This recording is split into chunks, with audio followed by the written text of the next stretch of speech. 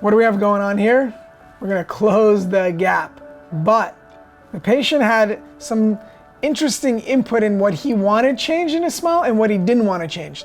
He didn't want the color change too much.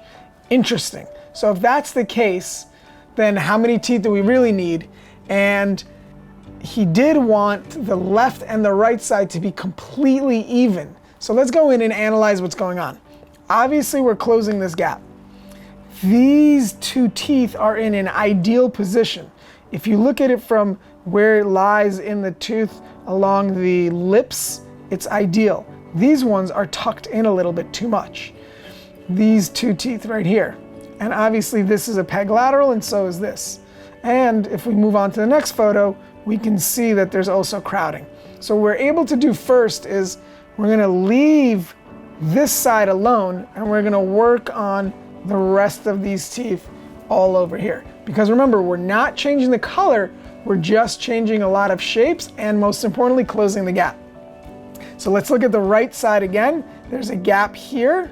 There's indents, if you can see on the tooth morphology, and these chips, this tooth is longer than this tooth if you're looking at this projection. So I'm going to show you the porcelain work first, and you can see on the model, this teeth are not touched, but we're able to create ideal proportions, lengths, and widths, especially on this side, to match these teeth right here. And more importantly, if you look at it from the back, obviously he had a gap here that we filled in with porcelain and these peg laterals as well, but everything else is pretty much 95% of the tooth is still intact that originally was. So here's what we have now.